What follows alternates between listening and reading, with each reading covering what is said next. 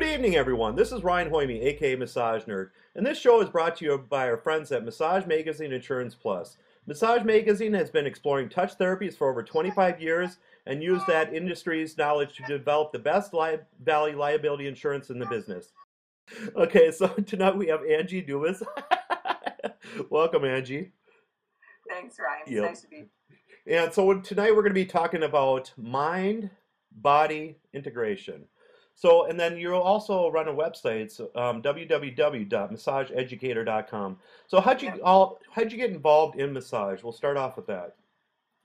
I got involved in massage when I was a small child. My dad had back pain, and he'd say, "Hey, kid, come over here, rub my back." And I enjoyed it. And I mean, I remember being like, I don't know, 6, 7, 8, and I'd find a spot, like a little lump on his back, and he'd say, "Push harder," and I couldn't get any deeper, so I'd get like into a downward dog position to try to get enough pressure.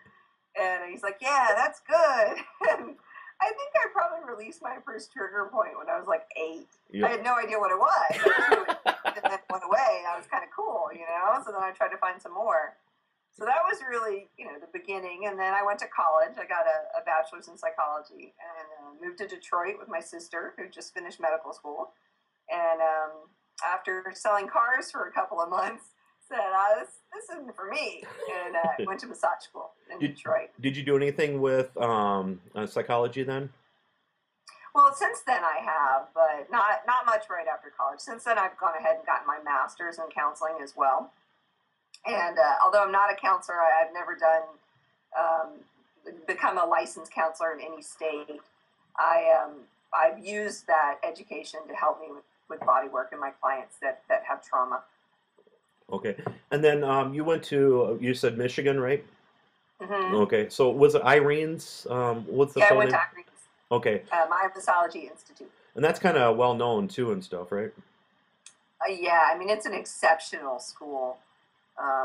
Irene was, I think she was like 80 when I started school there, something like that. And she was still doing like 5 hours of massage a day, plus teaching morning and night classes. Well, at 80 years old? Wow. Yeah, she was amazing. Yeah. So, and it was very much, that was in 96. And it was kind of ahead of the time because it was very medical based, kind of before medical massage was the rage. So a lot of my classes were very anatomy, physiology, kinesiology based, cause effect. So there's a lot of critical thinking in my program. Were you kind of hooked right away then with, would you say, with massage once you started going to school? Yeah. Or? Yeah, I knew when I started school that that's what I wanted to do. And I think I was maybe 3 or 4 months in when, I don't know, people might not remember this or whatnot, but the Red Wings had just won the Stanley Cup after a long period of the team not being super awesome. So it was 96, 97. And right after they won the cup, there was an auto accident where one of their trainers got injured. And I was working nights at a little pub called Dick O'Dowd's in Birmingham, Michigan, and the Red Wings all hung out there. So just by circumstance, I ended up working on some of the rookies. What? While I was in massage school, they came and they'd get massage in my basement. So a lot of my practical hours for school was done on professional hockey players. That's really rare. Yeah.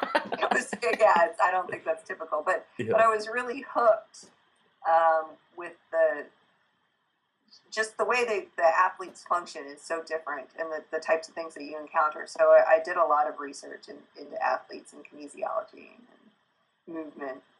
And then why did you decide to move to California then? Well, that's a long story, but okay, you can make it short. No. I left Detroit in 98 to move to San Diego, and I got in a disagreement with the girl I was traveling with, and took all my massage chair, my suitcase, and my TV out of her car in Page, Arizona, which is a town of 5,000. It's 5 to 1 men to women, right next to Lake Powell. And I lived at a hostel and changed sheets and cleaned bathrooms 2 hours a day for a place to live. and wakeboarded every day, did massage on river runners, got a job working at a bar. And then I ended up moving to Flagstaff from there, went to grad school, and I finished grad school, turned 30, and ended a relationship inside of a couple months of each other. And said, hey, well, maybe I should finish that trip. So I packed up all my stuff and headed to San Diego. Okay, cool. And you've loved it ever since, right? Yeah, I'm hooked. I'm hooked. Yeah, so I mean, in April we'll get to see each other again, right? So. Yeah. Well, I get to see you in a couple weeks in Boston. Oh, that's right. Yeah. English chapter. No, you gotta say it. You gotta say it right though. Boston. Boston. Yeah, there you go. So yeah, I'm teaching at the American Massage Conference in April. Okay. For Biotone. So I'm teaching a 1-hour wraps for chronic pain clients and a 3-hour fascial matrix course. Okay, awesome. So how'd you get the idea behind Massage Educator? And by the way, that's an awesome domain name. Thank you very much. Yeah. It was 2007, and I had a massage office in La Jolla. Most of my clients were financial brokers, real estate agents, that type of thing.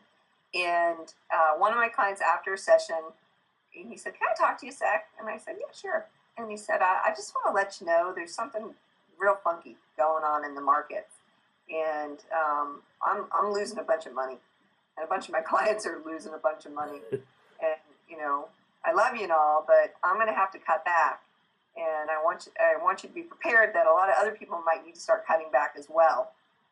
I had kind of simultaneously started noticing that my class numbers were decreasing. I was traveling around the country teaching mind-body integration for cross-country education, and my numbers were going down, and I wasn't sure what was going on. And so I thought, well, mind-body education or mind-body integration, the coursework is pretty theoretical, and it's kind of deep. So I thought, well, maybe if I took the content part and I put it online for people to learn, and that way when I had a live class, it was just technique. I could, instead of having a 2-day class, I could have a 1-day class, or I could have a 2-day class that was more technique and less lecture. And so really it was just kind of a way to try to ramp my numbers back up. And I looked into a couple of different existing course delivery systems, and I just didn't like them, so I decided to build my own. So did it take you a while to get that whole started and the whole launch of it? Yeah, it took a long time. I actually started that business with my brother, and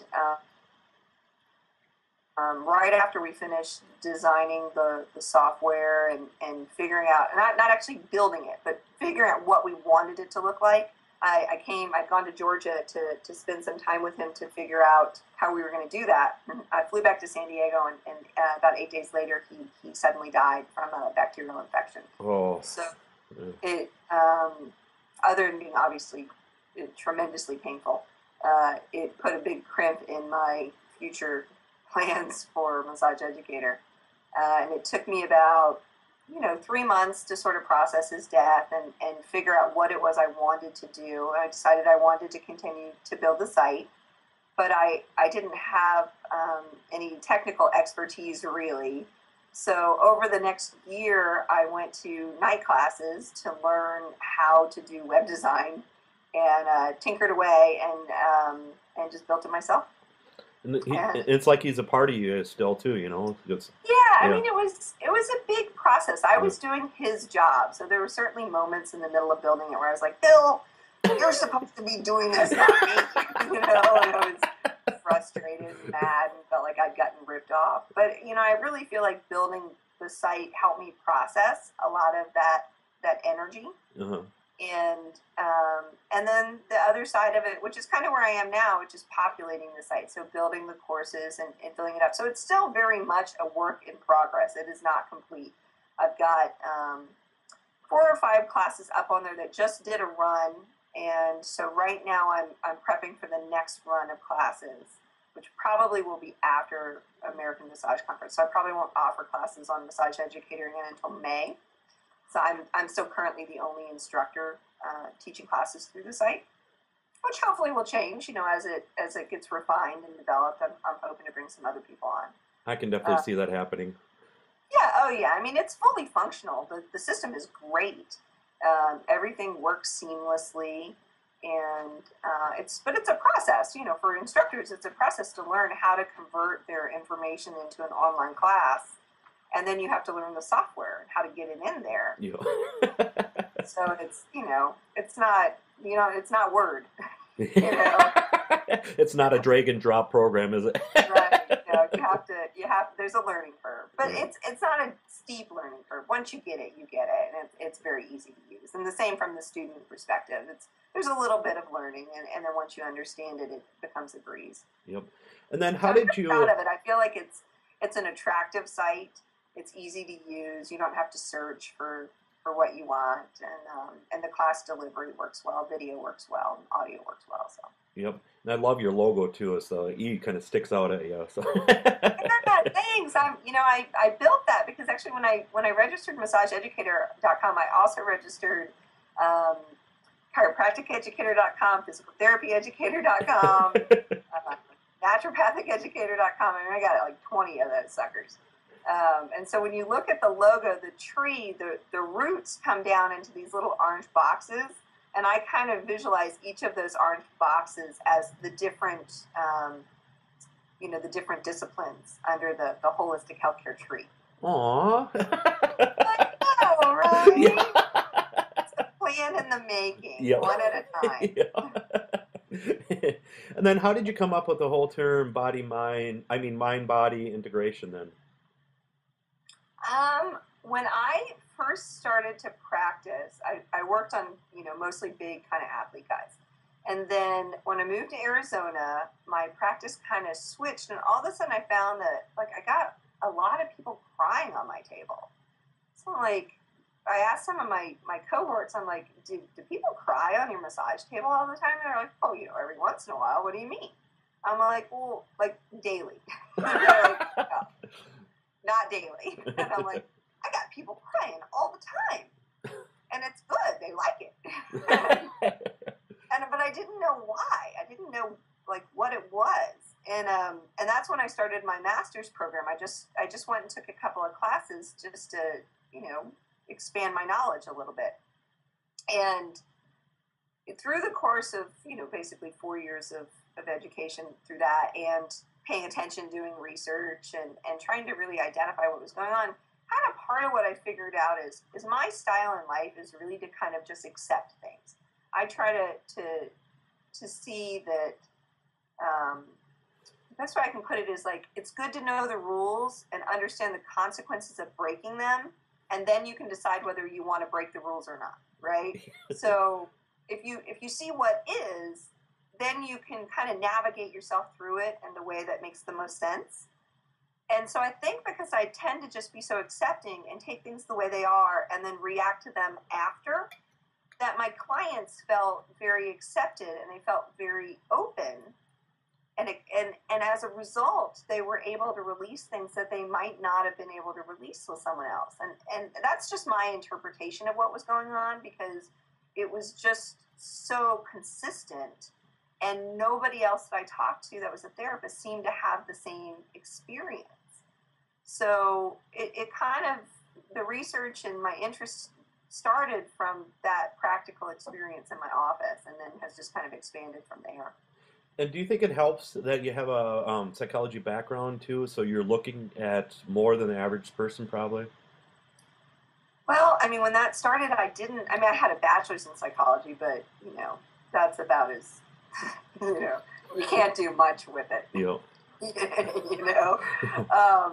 So I think yes, definitely it helps, but I don't necessarily think that it's required for this kind of work. I think that having an openness and an accepting way of looking at things, and really listening, really trying to hear what somebody's body is telling you, whether that's through heat or through temperature, through skin tone, body posture, whatever. Really, really listening to their words and seeing and feeling gives you way more than a degree could. Yep, definitely. And then, have you ever heard a psychologist or psychiatrist actually a massage therapist, and then they consult them afterwards at all, or? Yeah, I work with Like, a couple of well, I work with some social workers and some psychologists, and I work with a couple of counselors. okay. But do you actually counsel people just because you have the background and stuff then, or? Yeah. I Okay. don't get involved in that part of it. I don't, frankly, I don't like the paperwork. Yeah. And I think a lot of the stuff, you can go to a counselor for years. Not that it's not helpful. I mean, I think counselors can be very helpful. But sometimes people have an issue that's really somatic. It was an emotional issue, but it's not a cognitive problem in the sense that it needs to be. They can't understand it. Let's say that something happens really early in childhood, where your amygdala, which is part of your brain that really holds your emotional memories. But when it holds your emotional memories, it holds the sensation part of it. So it holds the fear or the happiness or the anger, whereas your hippocampus holds the language associated with it, right? Well, your amygdala is basically fully formed at birth, whereas your hippocampus doesn't develop until you're a little bit older. So you have a period in there where you could have an emotional experience but have no language associated with it. So like attachment disorders in young children who are adopted or something like that, they could go to counseling for the rest of their life and not really be able to understand what's going on because they're talking about it, but the problem is more somatic. It's more at the emotional level than it is at the cognitive level. And then Herb asked in the chat area, any areas more sensitive to emotional release than others, would you say? I would say that a lot of emotional stuff is housed within the thoracic cage and the abdomen. So, that's where a lot of your organs are. That's where a lot of the neuropeptides and the chemical processing is passing through. You have a tremendous amount of receptors in your heart. Your heart and your brain are constantly communicating with each other. So a lot of emotional stuff causes the chest to tighten and the diaphragm can't release from underneath the ribs. So you've got, breath is restricted. So it just seems that whole area through the abdomen and the thoracic cage hold a lot of stuff, specifically stuff with women revolving around like women who maybe had unwanted abortions or who had miscarriages or who had some type of, violent sexual offense against them. Those women really hold a lot of stuff in the lower abdomen. It's not the only place they can hold it by any means. I mean, I had one guy one time who had this spot on his knee, right above his knee, that was literally colder than an ice cube. You touch it, and if I kept my hand there for too long, it became painful to the touch. It was so cold. And I started working it, and he had an extreme, severe emotional release, and that area heated up like hot, hot, hot. And then we worked it a little bit more, and as it processed, it came back to normal body temperature. It's one of the craziest things I've ever experienced in therapy. Okay.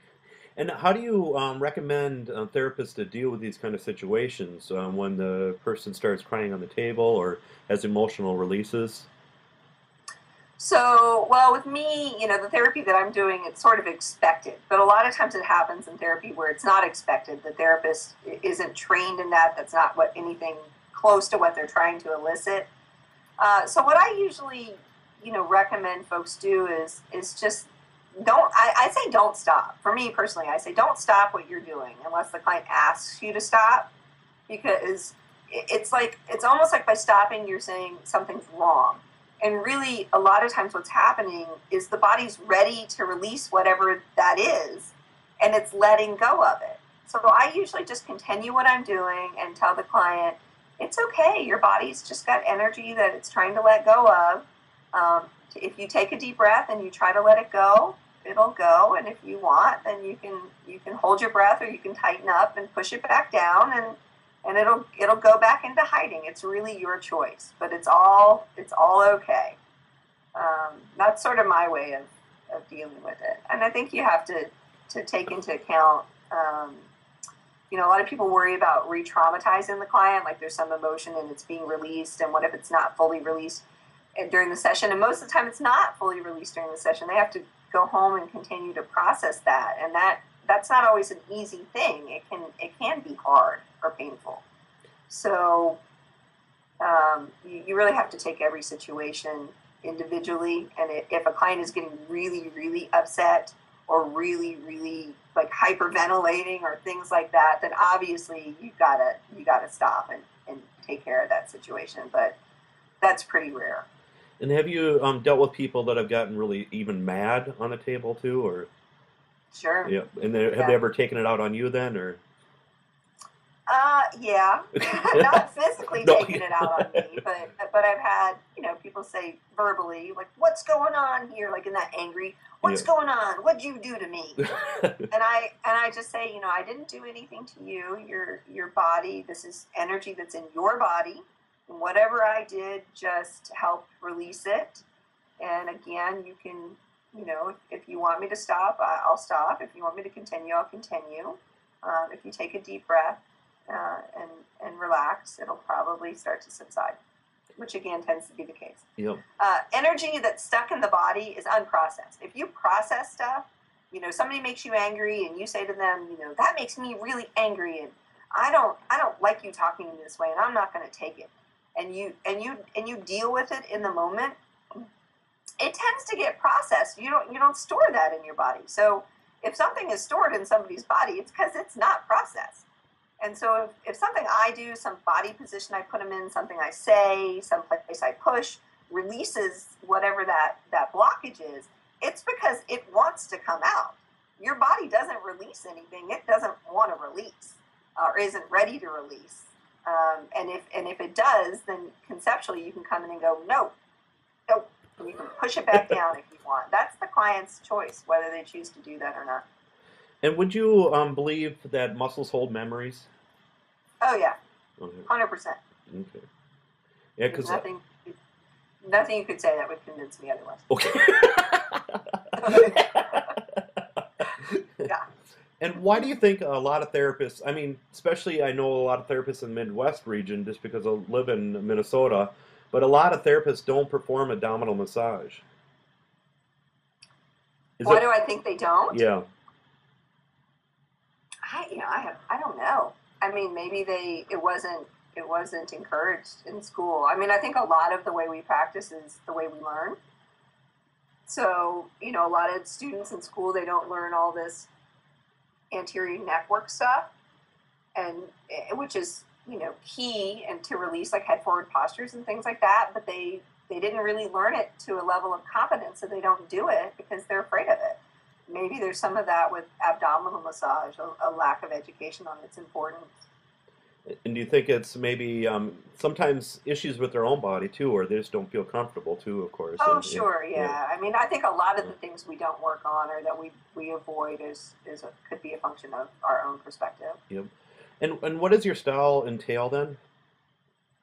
For mind-body integration or just in general? Yeah. Mind-body integration. Mind-body integration is really a set of steps. So I try to help the client recognize and acknowledge any energy blocks they have. So we might start with like breathing or visualization to start seeing, where does energy flow and where doesn't it? So trying to get the client to tell me where they feel the blocks. Once we recognize them, we go through a series of steps to accept and empathize them, because you have whatever it is, 100 billion cells in your body. And those cells eat, sleep, excrete, work, just like you as a whole organism does. And they are doing the best that they can to help you survive and thrive. And they get tired and they get hurt and they get, they feel everything you feel. The surface of your cells is covered with integrins, that help the neuropeptides and the neurotransmitters pass emotional energy. So if your body's happy and you've got a bunch of endorphins running through you, those endorphins are being processed by the individual cells. So I would kind of use that as a way to help the body integrate. So we talk to the cells, we encourage the cells in that area accept the energy blocks, to empathize with it. I feel you. I know you're hurting. I hear you. That type of thing. And so we use that as a mechanism to then take us into processing the emotional blocks or the emotional pain associated with that, and then integrate it into the body, releasing the energy into the mind and the body and the spirit. And then we try to transcend beyond it through the blockage and back into a whole person. And a question in the chat: how do you identify energy blocks? There's different ways. So a lot of times with energy blocks, the temperature of the body will change. So if you just take your, let's see if I can show you this. If you take your hand and just lightly run it over the body, you'll feel areas that are hotter or colder than other areas. Now, that's not all necessarily, not all necessarily emotional. It could just be energetic blockage from, a trauma, or that arm not being used properly, or leg or whatnot, having an injury. But it's a good indication that there's something going on when one area is warmer or cooler than another. So that's one way. Differences in actual the feel of the skin.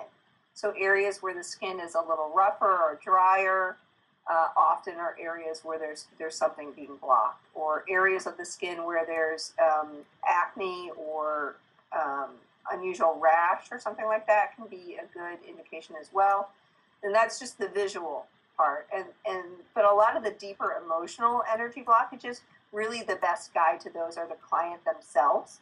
And so again, having the client on the table, having them taking deep rhythmic breaths in and out, doing visualizations, having them imagine their breath come in through their nose, over their eyes, around the back of their head, down their spine, down their legs to their feet, and then saying, where can't your breath get? Where does your breath get stuck? And they'll say, I can't seem to get it in this hip or this other area.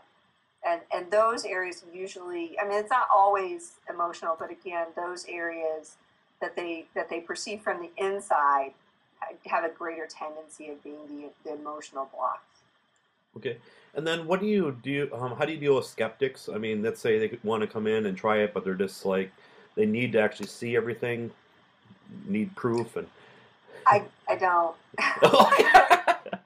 They come in and they see or they don't. It's not. I'm not trying to prove anything to anybody, So people ask me what I do. I tell them. I get a lot of eye rolls. I get eye rolls from my sister.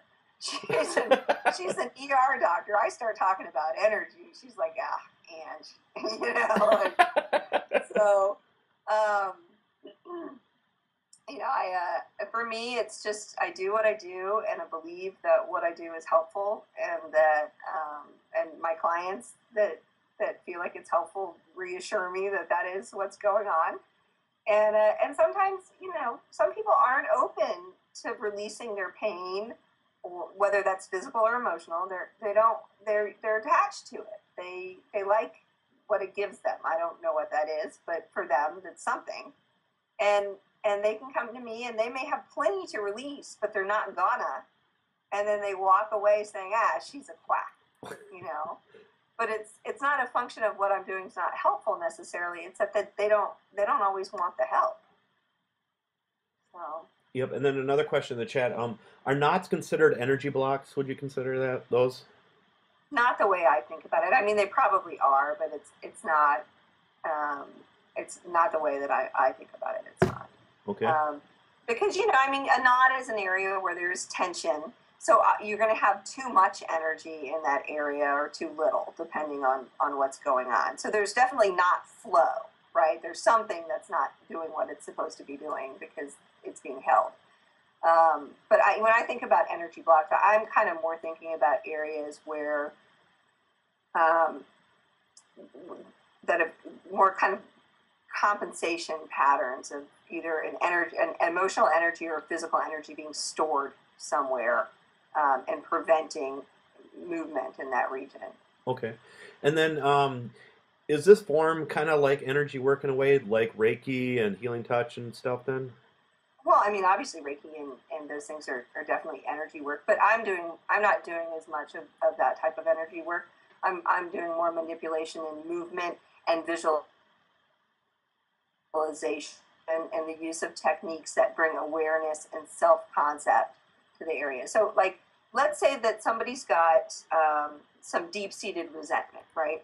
And that resentment is a result of their perception of a scenario. Now, the other person involved in that may not have that same perception, right? And so that resentment has built up in this person, and now they have this area in their chest where they have pain. They don't associate that area in their chest with that pain. But then one day I'm working on it, we're breathing into it, and I'm saying, okay, you know, this pain in your chest, what color is it? Oh, it's red. What shape is it? It's a circle. Is it heavy or light? It's really heavy. Is it hot or cold? It's really hot. So they're defining it with actual characteristics, right? Color, shape, size, temperature, that type of thing. And then I come in, I have them breathe into it while I'm working on it from the outside. And then all of a sudden, they feel the resentment, they feel the anger. And again, this doesn't happen all the time, but it certainly it happens consistently, where there's some memory, there's some emotional reaction in that tissue that then permeates through the body as a result of the release. So it's not until that happens that they realize, oh wait, this physical pain that I have is actually associated with this emotion or this perception. So you don't always know that that's what you're working on. They don't always know that that's what you're working on. If there's not a memory associated with it, and there's not always a memory. But by bringing a concept to it, by bringing size, shape, color, sound, smell, temperature, it gives the brain the opportunity to define that pain, to give it characteristics that it can understand. And then that gives it the ability to process it. Whereas, you know, pushing on it or working on the tissue, it might not be deep enough in the sense of it doesn't give that the conceptual angle, the individual on the table's collaborative effort in releasing it. So they're releasing it from the inside, and I'm working on releasing it from the outside simultaneously. And do you get into chakras and stuff too then? Oh yeah. Okay. Yeah. And then Phyllis in the chat asks, how does Angie promote energy work, or does she just advertise herself as an MT and these things just happen? You kind of the latter. I don't promote myself much. I have a website, integratemE.com, which, as you know, Ryan, it's a little funny. It's INTEGREATEME, so it's the word "great" in the middle. Uh-huh. So that's my therapy site for people who want to come and visit me. But all my clients come through referral, and I would say maybe 70 or 75% of those, when they call, they go, so-and-so said I needed to call you. She couldn't really tell me what you do, but she just said I needed to call you. So I've been trying to work out my 30-second, elevator introduction for a number of years, and I'm not quite successful at it yet. And then Phyllis also says her business partner works in a similar way, and she needs a lot of tissue in her room. Yeah, right. Yeah. That would be a true statement. Yeah. And then is it usually easier for people to get emotional release the first time they come in, or usually when they've been with you for a while then? It really varies. I think it partly varies because it depends on, first, is that what the client's coming for? Some people come because they know that they have physical pain associated with emotional issues. And that's really what I focus on. I don't focus as much on trying to help people just release emotion.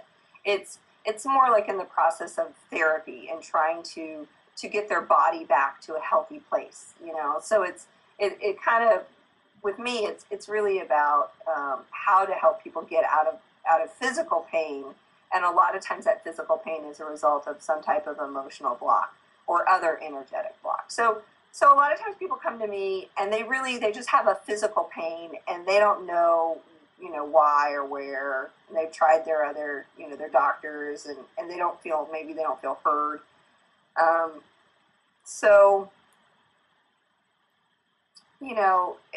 Again, it depends. Did they come in ready to let go of something, or did they come in not knowing really what's going on and somebody told them that I might be a good resource? So I think it has more to do with the client than it does with me as far as how quickly things start moving. And for myself, whenever I get a release, I mean, it's usually with craniosacral therapy, it seems. And Yeah, it's usually, I always have these visions when my sister was killed by a drunk driver when she was 17 years old, and those just keep flashing. And sometimes they even get a little violent. My arms will fling some and stuff, so, you know. well, that's a lot of energy to have to process, and it's the same thing with my brother's passing. He it was kind of no fault of his own. He was misdiagnosed. So your sister was taken away from you by someone who was doing something wrong, Hmm. and my brother was taken away from me by someone who wasn't paying attention. Yep. And so there's a lot of room to be pissed off in that. And we as individuals, we get to decide: are we going to deal with that and process it, or are we going to push it down? And if we push it down, there's always going to be a little bit of pissed off inside of us. And if we process it, it doesn't mean that it all goes away, but it means that we have more ability to deal with life without letting that come up and hijack us. And so just like for you, your awareness that energy that you feel as a result of that experience, and you can associate those things, already puts you kind of ahead of the game. Yep. And then, is there self-help things you give to the clients so you're just not leaving them hanging and stuff then? Or Yeah, I mean, I really believe in stabilizing the body after any type of deep release, again, whether it's emotional or just energetic. And so I usually I give them a series of exercises. I believe muscle contraction helps process things. So I give them a series of stretches and exercises that are designed specifically for them based on their postural compensations. And that's a really great tool. And one thing I can see you running into problems is sometimes the treatments could last longer, do they? And you have to schedule many I times? schedule larger blocks of time. Therapies are Okay. still an hour, but I schedule an hour and 45 minutes. Okay. So that definitely helps then. I don't do, if I know, like, again, you don't know all the time. Sometimes people just come in because their back hurts and then something happens. Yeah. And sometimes they come in specifically for mind-body integration. I bill it as that. So when they come in for that therapy, I know that they're ready for some type of change. And so you have to make sure that there's enough time padded in there for processing. And is your treatments usually an hour long then, in general, Yeah. though? Yep. And do people come in just for half an hour for these things? Nope. I don't do that. I mean, I do half an hour sessions, but not for mind body integration. I don't. Okay. So, and I book kind of the way that I do it. The treatment is really an hour, but the client is scheduled for an hour and a half. So they know that they're coming in for an hour and a half treatment. But when I do an initial consult at no cost when I'm doing those, and I have them fill out a pretty lengthy intake form. That it doesn't have anything like, have you had any deep traumas in your past? It doesn't get into specifics, because that would put me outside of my scope of practice. I'm not doing counseling. I'm not talking about what the he said, she said, or the actual experiences. I'm not dialoguing about that. If a client has a release, or they have a memory associated with something and they want to tell me, they certainly can. But I'm not going to then, after they tell me, go back and say, oh, so did you think about doing this or doing that? Because again, that's pushing out a scope of practice. So, it is definitely a tricky boundary. Psychology, you talk, you don't touch, and massage, you touch, you don't talk. You know. Yeah, it is a really fine line in a way too. For some of it, I mean, you can easily just step over and. Yeah, you have to know your boundaries. You have to, and I don't think that therapists who, and when I teach these techniques and things, when I teach visualization and centering, and with the intent of finding emotional blocks and releasing them, we have a lot of dialogue around indications and contraindications and scope of practice, because it's very, very important that therapists not step out of their bounds. It puts them in jeopardy. It puts their clients in jeopardy. You ready for the $1 million question? What is the $1 million question? How do you make sure you don't get absorbed by all this? I have a little mantra. I just actually wrote I wrote my blog at Biotone last week on this subject. And I have a little mantra that I do before I walk into any session where I really visualize this field around my body. And I say to myself, this is my body, this is my space. That is the client's body, that is their space. I do not enter their space, they do not enter mine. Their energy is theirs, my energy is mine. And I just really define the difference. Now, of course, we're going to interact, but I don't want anything that's theirs coming into me, and I don't want to unload anything that's mine into them. So it's really, for me, it's more about directing the energy in their own body and keeping it there. And a lot of therapies have this idea of like having the client take whatever their pain is, blow it into a balloon, let's say, and then have the balloon float away into space and disappear. And I don't practice from that principle. I believe that everything within our system is supposed to be there for whatever lesson we're supposed to learn from it, and that it's really about processing the energy, not stuffing and hiding it, and not just sending it away like it didn't matter, it doesn't exist. So for me, it's more about processing the energy and letting whatever is ready to leave the body, leave its own way, not guiding it necessarily out and, again, into a balloon and out into space somewhere. Okay. And then do you incorporate many different styles of massage and energy work into your treatments, like craniosacral therapy, herb baths? I do some craniosacral. I do a lot of rocking, tapping, myofascial release, movement, a lot of movement and stretching, a lot of active movement, having the client actively move, isometric exercise. So yeah, a whole bunch of different things. And can it be performed with the clothes on then too? Yeah, a lot of times it is. Okay. If I know that's what they're coming in for, we start with clothes, kind of yoga clothing, so shorts and like a halter top type thing. So they're not like clothed because I want to do a lot of movement, and depending on if they have like long pants or long shirts on, it can be more difficult to do that. So I like them to be covered but accessible. And do you sometimes scan the body, like for their aura and stuff too, then beforehand? And anytime you start telling people you're seeing auras, sometimes they start. Okay, but yeah, I do. It's not so much just aura. To me, it's just seeing what's there, trying to accept whatever this body wants to show me, and sometimes that's, maybe I remember something all of a sudden from my childhood that my mother did, and I say, hey, I don't know if this makes any sense to you or not, but I just had this vision of when I was 6 and I hurt myself and my mom was giving me love, and sometimes they're like, no, that doesn't mean anything to me, and sometimes they go, oh my gosh, my mother never gave me that love. Mm-hmm. And there's this, there's whatever is happening in my body at the same time. Maybe I have that vision and I feel an emptiness inside or whatnot. So I just, whatever I sense or feel, I just kind of tell the client, and they let me know if it has any significance or not.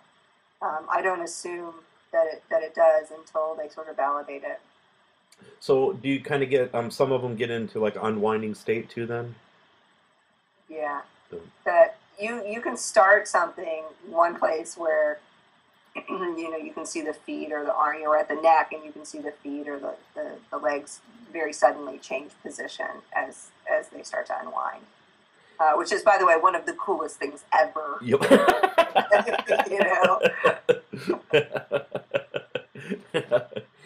Have you got anybody getting really wild though with the unwinding, or? Do you want to know the wildest experience I ever had? Yeah. I'll tell you. You know what? I don't even know why I am, because I don't tell anybody this, but I'm going to tell you. He was a friend, and he was very much a person of the light, very kind, very giving, very open. And something happened where his energy was just off. He was depressed. He had no energy. He was depleted. And he called me and he said, there's something wrong with me. I don't know what it is, but there's something wrong. Can you help me? And I said, yeah, come on in. So he came in And I was working on him, and everything in him was leading me to this one place in his back. I was actually working on his anterior. I had him flip over because I could feel this pulling me to his back. And there was a knot on his back and the rhomboid area between his right shoulder blade and his spine. And I started working it, and I could feel this massive knot. And it was fighting me, like literally fighting me. Like it was here, and I pushed on it, and it was like moving. And then it would like jump like an inch. And I could see it, the whole thing physically move an inch. Almost like there was like a worm under his skin or something. Weird. And I finally got on top of it, and it was fighting me, but it couldn't get out. And I got this really, just like disgusting feeling. My throat tightened, my eyes kind of went black, my mouth went dry, and I just got this really sickening feeling in my stomach. And I kind of knew that whatever this was, that it was not friendly, you know. And I started to breathe and really try to separate myself, protect myself. And then I started imagining like the light from above coming down through my head, and the groundedness of the earth coming up through my feet, and then those two energies coming out into my hands. And whatever this thing was, it wiggled really hard, and it like a lightning bolt shot down his back. And when I say shot down his back, I mean I saw this knot move from in between his shoulder blades, under his skin, all the way down his back, and then out from under the sheet where his foot was no longer. So like, you know how the foot is here and the sheet comes down and then it's on the table? Well, it was on the table and off the end of the table, no longer attached to the body. And I jumped up on that table faster than you can imagine. Like full on the table. And my client said, Angie? I said, uh-huh. And he said, did something just crawl out of my right foot? And I went, uh-huh. So, and I was like 26 or something, you know? I had no idea how to deal with that. I mean, it scared the daylights out of me. I saged my whole office the next day and like imagined bright light filling every crevice and corner in the room. That client got off the table. He couldn't drive home. I had to drive him home. And he slept for like 36 hours straight. Oh. woke up and felt like $1,000,000. To this day, I have no idea what that was. We went to some Indian shamans and asked them, and they told us that he had gotten into a car accident. They said when he got into that car accident, that his aura got damaged, and that some entity of darkness had attached itself to him. And I basically exorcised it, which is pretty freaky, right? So, again, which is why I don't tell very many people that story. But it's the God's honest truth. That's exactly what happened, and it was by far the weirdest experience I've ever had in my career as a body worker. Yep. My life as a person. Yep. The experience I've ever had. And have you ever had to refuse a client at all? Yeah, I have. Yep. I don't deal with people who have severe emotional issues. So if somebody's been diagnosed with like schizophrenia or some personality disorder, I don't think it's appropriate to work with those clients if they're not working with a counselor, and I'm not in touch with that counselor. And I prefer, if I'm going to work with that type of person, which again is very rare, I would prefer to do it in conjunction with the therapist. So we're in the room at the same time working simultaneously. And I've done that a few times, and it's amazingly powerful. Yeah. And where do you see this whole therapy evolving? I don't know. Just day by day, I guess. Okay. Am I supposed to have a better answer?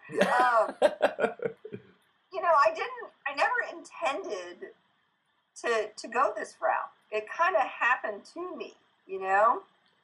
So I'm really just in the process of learning and researching and trying to understand it. And to the best of my ability, you know, as I do that, convey it to other people, because I can't be the only one who has these experiences with clients. So if my learning can help someone else be a better therapist or help a client, then, you know, I'm going to try to do that. Yep. Yeah. And what other styles do you perform then? I do a therapy called Symmetry. It's success through alignment restoration, and it's an objective measurement of the body through the 3 planes of motion. And then I use exercises to realign the posture. So we organize a routine where each plane of motion is attended to through the exercises. So do that. And then I do mind-body integration, and then I do a lot of fascia release stuff. So people who have car accidents, injuries, you know, athletic injuries, that type of thing. And then with your online class for the mind-body integration, stuff like that, it gives you kind of the overview of everything then, or? Yeah, I mean, that course, the initial 6-hour course goes through like the theory of emotion, what is emotion, from like the Darwinian perspective, from the Jamesian perspective, from the cognitive perspective, from the neurophysiological perspective, because nobody really seems to know what emotions are. You know what I mean? We know that they're kind of part subjective, and they're part perception, part chemical, but there's not, you know, nobody can really say this is what an emotion is. And so it kind of goes over, you know, the theory, and as well as what are the physiological effects of the different emotions. So what happens chemically in your body when you're angry or happy or sad or whatnot. The nervous system, sympathetic, parasympathetic, how they react to trauma. What is trauma? What is re-traumatization? Things like that. So that 6-hour class really is a lot of research and theory of the body, emotions, and the processing of them. And do you recommend clients to come back more on a regular basis, or, you know, like with Ralphing, they want you to sign up for 10 treatments, or is there any set? I think that the client is the best gauge of their body. So normally what I tell people is, you know, first of all, if you have a massage once a month, whether again it's mind-body integration or something else, it's really self-care, and it's a place where nobody's calling you, nobody wants anything from you.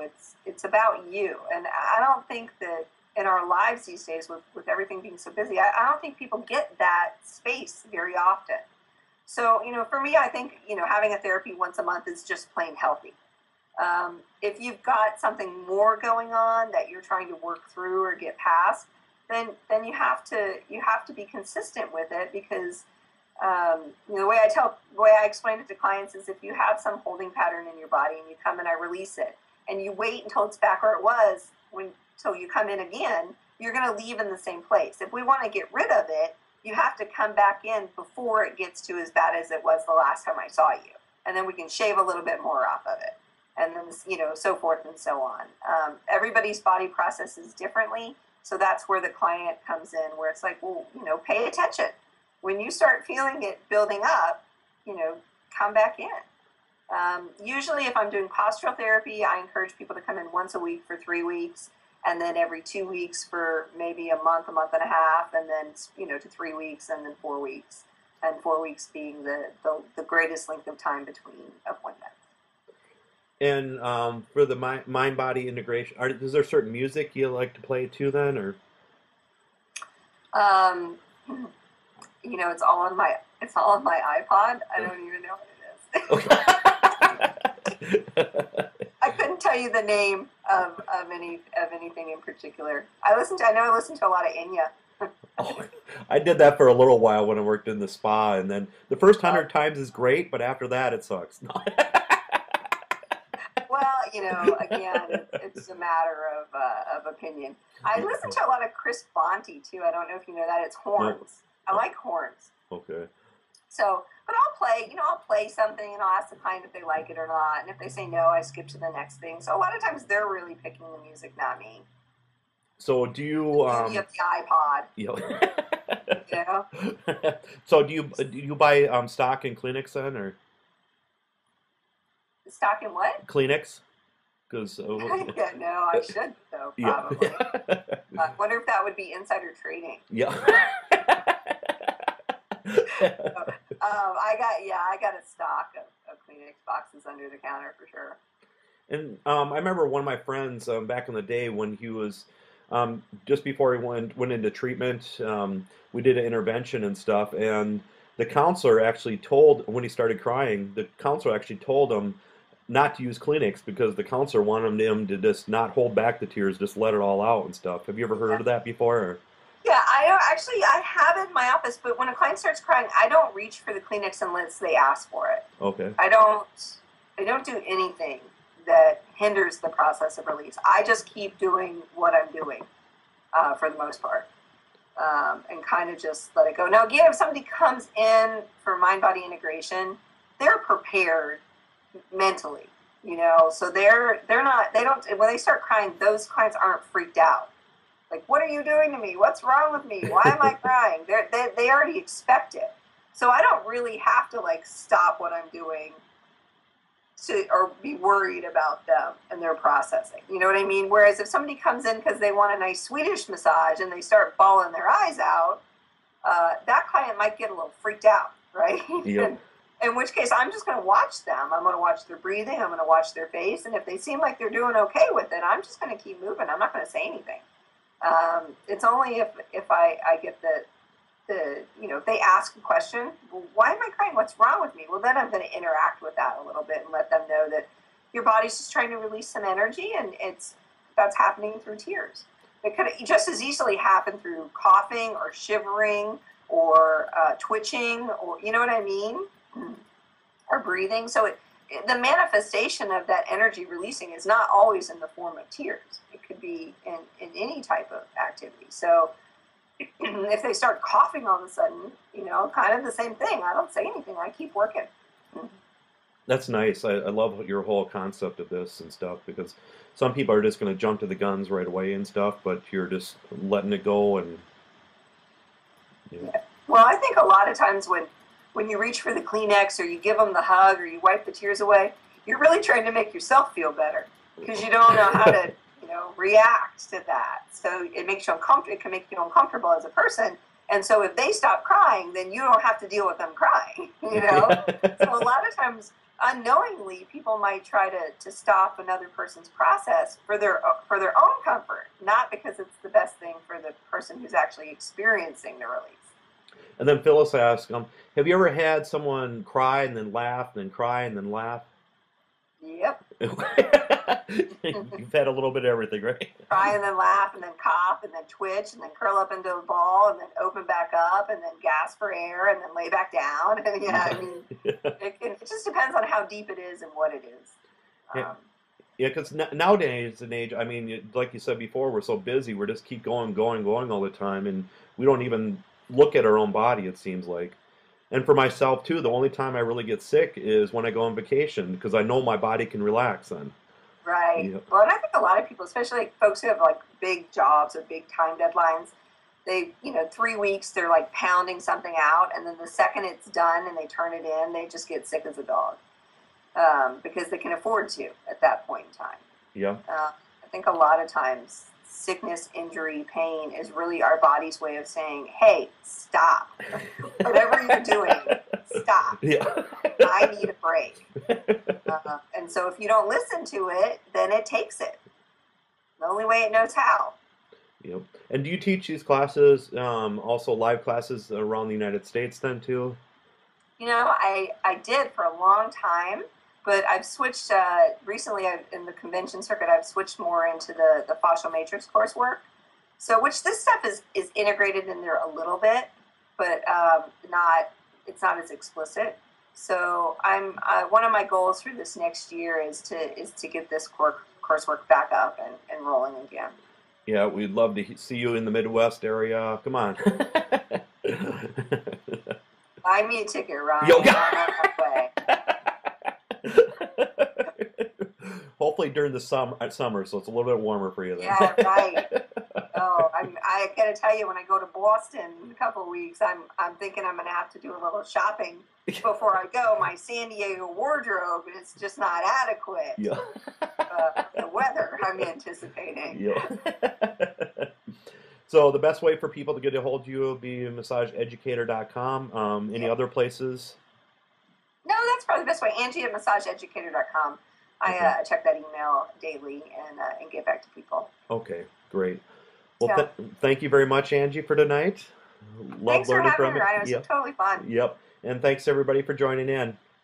Thanks, guys.